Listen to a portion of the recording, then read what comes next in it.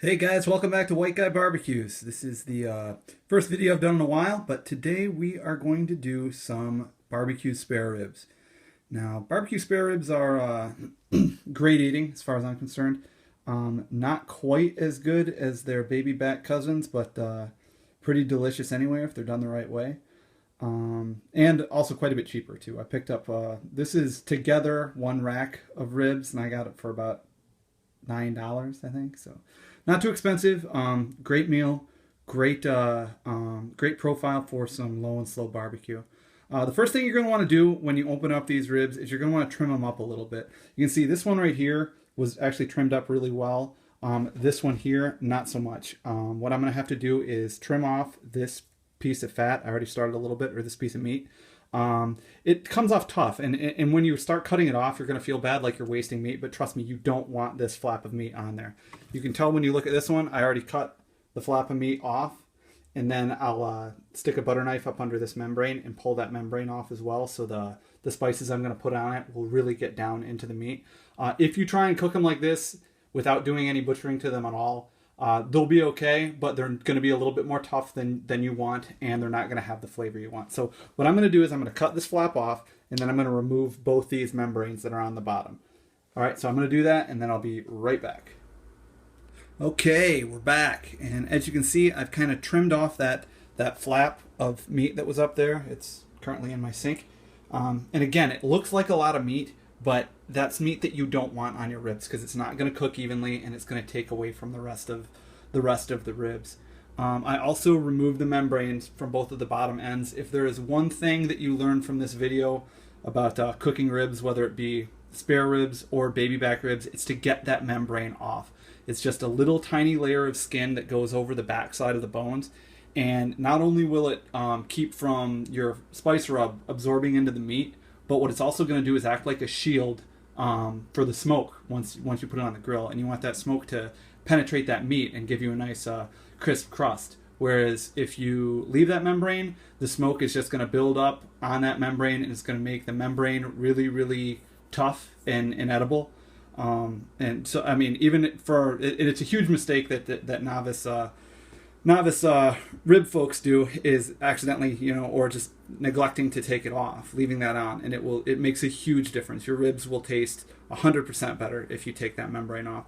So what I'm going to do now is I'm going to put spice rub on these two.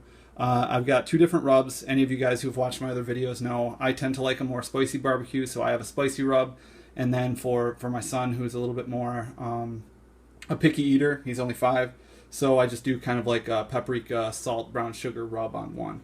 And then we can kind of split the spicy stuff between my wife and I, and then my son has something to eat from the more sweet rack, and then there will be leftovers from that one to eat from. So I'm going to put the rubs on, and I'll see you guys in just a minute. And there we have it. We've got the rub on our ribs. Like I said before, on this rack, I used the brown sugar, salt, paprika, pepper rub. It's got a nice little sweet taste to it, but not much bite. Whereas on this one, I used my spicy rub, which has got dried jalapeno, cayenne pepper, chipotle powder, several different kind of spicy elements to it. I've left the recipe in some other videos, but I'll leave it at the bottom of this one if anyone's interested. Other thing you'll notice about these particular ribs, I don't put rub on the sides, and to some barbecue people that's sacrilege, but what I've found for me is that in leaving this meat exposed, it takes in a little bit more smoke, and you'll see when they're done, it does have a little bit different color to it. And in ribs too that don't have a ton of meat here, you're going to end up getting a lot of spice absorption in that meat. So to me, it doesn't. I don't notice a loss of taste in not having the rub along the sides. Do what you want to do. Some guys do it, some guys don't.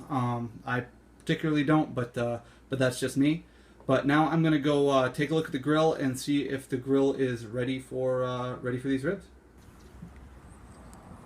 Okay, as you can see, I've got my grill set up for indirect heat. To do these ribs, I'm going to want to keep it at a temperature between 225 and 250 degrees Fahrenheit.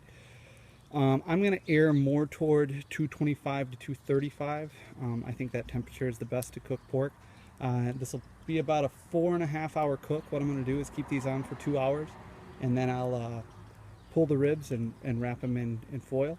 But for now, we're just going to put them on the grill. And you can see here, normally it's a great idea to have some of those little foil pans around to use the drip pan. I didn't have one, so I fashioned one out of tin foil in probably the most redneck way possible. Cut a couple cans up and put some beer inside of them. That'll give us a little moisture to our ribs. But I'm gonna go get the meat and put it on the grill, and we'll be cooking. All right, and we've got our meat on the grill. We're gonna cover this up. You can see a little bit of flame there because I put some wood chips on. Once I cover that though, that'll go right out, and we'll leave that to sit for about 2 hours. I may open it up another time or two to put a little bit more wood on, but we want to keep that closed as long as we can, because you want to be able to not worry too much about the meat. If you start checking it too much, you're gonna have problems with the meat getting tough. So you just want to kind of leave that covered. You can see the smoke already starting to come out of that. That's what we want.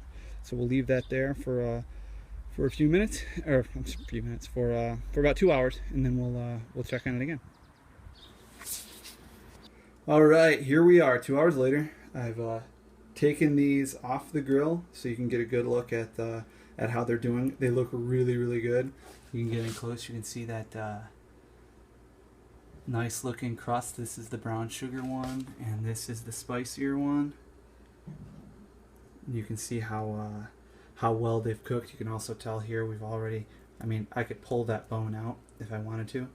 That's how tender we're getting them. I'm going to put it on for a little longer. I'm going to wrap them up in foil and keep them on for probably another 45 minutes to an hour before I pull them off. So I'm going to wrap these up in foil and put them back on the grill. All right, moment of truth. We have them off the grill. These ribs have been resting for about 20 minutes now. So I'm going to unwrap them and see where we're at. Oh boy. Check that out. All right, we've got a nice crisp crust on there. Looks nice and red. Looks just about perfect. Let's see where we are with the bone. Oh, look at that. Barely even touching it. It's coming right off. Pull that bone right out of there.